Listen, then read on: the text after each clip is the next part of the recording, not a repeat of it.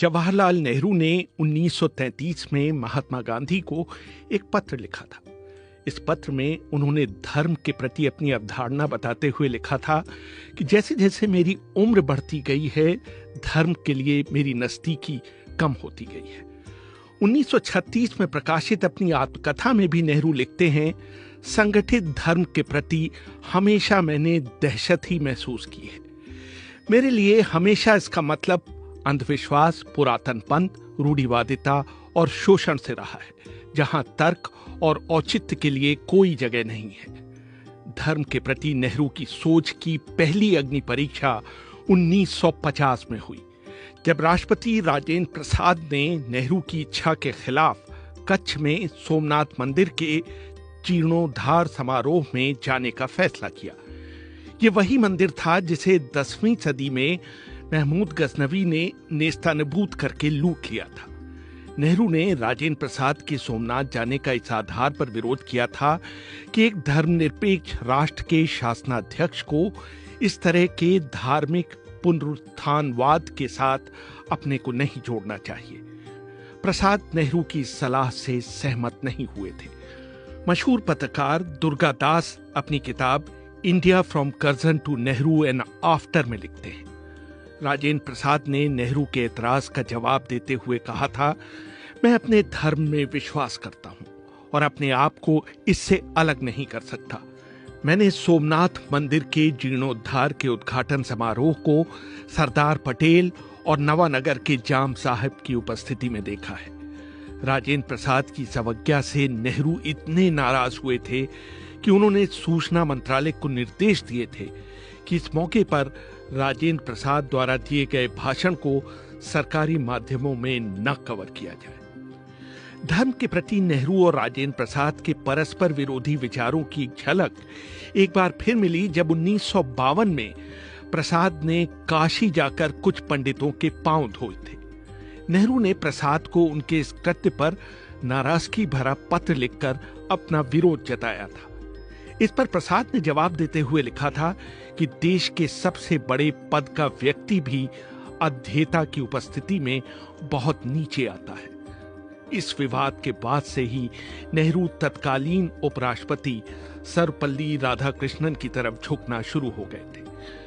लाल बहादुर शास्त्री के सचिव रहे सीपी श्रीवास्तव उनकी जीवनी में लिखते हैं कि एक बार शास्त्री जी ने नेहरू से अनुरोध किया था कि वो कुंभ के मेले में स्नान करें। नेहरू ने शास्त्री के इस अनुरोध को यह कहते हुए अस्वीकार कर दिया था कि वैसे मुझे गंगा नदी से बहुत प्यार है, मैं कई बार इसमें डुबकी भी लगा चुका हूं, लेकिन कुंभ के मौके पर ऐसा नहीं करूंगा। नेहरू के विपरीत शास्त्री को अपनी हिंदू पहचान को कम करके बताने का शौक नहीं था, लेकिन भारत की धार्मिक एकता के बारे में उन्हें कभी कोई शक नहीं रहा। 1965 के भारत पाकिस्तान युद्ध के समय उन्होंने पार्टी लाइन से परे जाकर आरएसएस के प्रमुख गुरु गोलवलकर से सलाह लेने में कोई हिचक नहीं दिखाई थी। यही नहीं, शास्त्री की ही पहल पर उन दिनों दिल्ली की ट्रैफिक व्यवस्था के संचालन का जिम्मा आरएसएस को दिया गया था।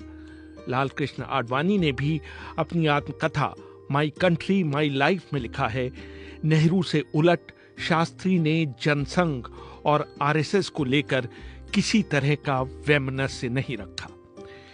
इंदिरा गांधी जब सत्ता में आई तो वो समाजवाद और धर्मनिरपेक्षता की सबसे बड़ी ध्वजवाहक थी। यहां तक कि अपने प्रथम कार्यकाल में उन्होंने प्रधानमंत्री पद की शपथ भी सत्यनिष्ठा के नाम पर ली थी। 1967 में उनके नेतृत्व की सबसे बड़ी परीक्षा तब हुई जब गोरक्षा आंदोलन कर रहे कई हजार साधुओं ने संसद भवन को घेर लिया। पुलिस द्वारा चलाई गई गोली में 6 लोगों की मौत हो गई, लेकिन इंदिरा गांधी ने साधुओं की बात नहीं मानी। उन्होंने इस मौके का इस्तेमाल गोरक्षा आंदोलन का समर्थन कर रहे अपने मंत्री गुलजारी लाल नंदा से छुड़ाने में किया। उन्होंने उन्हें मंत्रिमंडल से हटा दिया, लेकिन 1980 आते आते उनका झुकाव ईश्वर और मंदिरों की तरफ होने लगा था। 1977 में चुनावी हार और 1980 में उनके छोटे बेटे संजय गांधी की मौत ने इसमें एक बड़ी भूमिका निभाई थी। कहा जाता है कि उनकी सोच में परिवर्तन करने का बहुत बड़ा श्रेय उनके रेल मंत्री कमलापति त्रिपाठी को था। मशहूर पत्रकार कुमकुम चड्ढा अपनी किताब the Marie Gold story Indira Gandhi and others में लिखती है, धर्म के मामले में कमलापति उनके गुरु बन गए। एक बार जब उन्होंने नवरात्र के बाद इंदिरा से युवा कन्याओं के पैर धोकर उसका पानी पीने के लिए कहा तो इंदिरा थोड़ा झिझकी। उन्होंने पूछा भी कि कहीं मैं बीमार तो नहीं हो जाऊंगी। लेकिन इसके बाद विदेश में पढ़ी और फ्रेंच बोलने वाली इंदिरा गांधी ने उस रस्म को पूरा किया। इसी दौरान इंदिरा गांधी दतिया के बागलामुखी शक्तिपीठ गई। इसके प्रांगण के अंदर धूमावती का मंदिर था, जहां सिर्फ विधवाओं को ही पूजा करने की अनुमति थी। जब इंदिरा गांधी पहली बार वहां गई तो धूमावती शक्तिपीठ के पुजारियों ने उन्हें प्रवेश नहीं दिया, क्योंकि वहां गैर हिंदुओं का प्रवेश वर्जित था। पीठ की नजर में फिरोज गांधी से विवाह कर अब वो हिंदू नहीं रह गई थी। कुमकुम चड्ढा लिखती हैं कि इंदिरा गांधी ने कमलापति त्रिपाठी को फोन मिलाकर उनसे तुरंत दतिया आने के लिए कहा। त्रिपाठी को पुजारियों को मनाने में एड़ी चोटी का जोर लगाना पड़ा। अंत में उनका ये तर्क काम आया, मैं इनको लाया हूं, आप इनको ब्राह्मण पुत्री समझ लें। दिल्ली में वो अक्सर श्री आद्य कात्यायनी शक्तिपीठ, जिसे आजकल छतरपुर मंदिर कहा जाता है, जाया करती थी। ये मंदिर मेहरौली में उनके फार्म हाउस के नजदीक था। 1983 में इंदिरा गांधी ने हरिद्वार में भारत माता मंदिर का उद्घाटन किया था, जिसको विश्व हिंदू परिषद के सहयोग से बनाया गया था।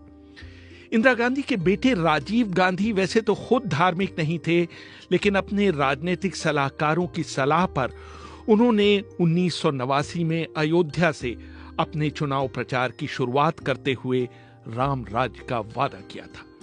शाहबानो केस पर आई विपरीत प्रतिक्रियाओं का तोड़ उन्होंने राम मंदिर का शिलान्यास करवाना निकाला था। राजीव गांधी ये चुनाव हार गए, लेकिन ये किसी से छिपा नहीं रहा कि शाहबानो केस में मुस्लिम कट्टरपंथियों का समर्थन करने के बाद वो ये संदेश भी देना चाहते थे कि वो एक अच्छे हिंदू भी हैं। जोया हसन अपनी किताब कांग्रेस आफ्टर इंदिरा में लिखती है, उस समय राजीव गांधी के मुख्य सलाहकार अरुण नेहरू की सोच थी कि अगर वो राम मंदिर के मुद्दे पर थोड़ा लचीला रुख अपनाते हैं तो मुस्लिम कट्टरपंथियों का समर्थन करने पर उनकी जो आलोचना हो रही थी उसका असर थोड़ा कम हो जाएगा। कांग्रेस ने इस बात का अंदाजा ही नहीं लगाया कि विश्व हिंदू परिषद इस घटनाक्रम को बाबरी मस्जिद के विध्वंस के पहले कदम के तौर पर देखेगा, और वास्तव में ऐसा हुआ भी। नरसिम्हा राव का जन्म एक ब्राह्मण परिवार में हुआ था। उनके राजनीतिक जीवन की शुरुआत हैदराबाद के निजाम के खिलाफ संघर्ष से शुरू हुई थी, जहां उन्होंने हिंदू महासभा और आर्य समाज के साथ कंधे से कंधा मिलाकर काम किया था। उनका पूरा जीवन सुबह की पूजा और वार्षिक तीर्थ यात्रा के इर्द गिर्द घूमता था। उनकी श्रृंगेरी शंकराचार्य से लेकर पेजावर स्वामी तक कई स्वामियों से घनिष्ठता थी। एन.के. शर्मा जैसे ज्योतिषी और चंद्रा स्वामी जैसे कई तांत्रिक उनके बहुत नजदीक थे। बाबरी मस्जिद गिराए जाने के समय वो प्रधानमंत्री थे। उनकी चिंता ये थी कि मुसलमान कांग्रेस का साथ छोड़ रहे हैं, लेकिन उनकी उससे भी बड़ी चिंता थी कि हिंदुओं में भी ऊंची जाति और पिछड़ी जाति के लोग बीजेपी की तरफ बढ़ रहे हैं। उन्होंने एक बार मणिशंकर अय्यर से कहा था, आपको समझना होगा कि भारत एक हिंदू देश है। सलमान खुर्शीद ने नरसिम्हा राव के जीवनीकार विनय सीतापति को दिए एक इंटरव्यू में कहा था, राव साहब की ट्रेजेडी थी कि उन्होंने हमेशा एक राय बनाने की कोशिश की। वो हिंदू और मुस्लिम दोनों वोट बैंकों को खुश करना चाहते थे। राव मस्जिद भी बचाना चाहते थे और हिंदू भावनाओं की भी रक्षा करना चाहते थे और अपने आप को भी बचाना चाहते थे। नतीजा ये रहा कि न तो मस्जिद बची, न ही हिंदू कांग्रेस की तरफ आए और उनकी खुद की साख तार तार हो गई।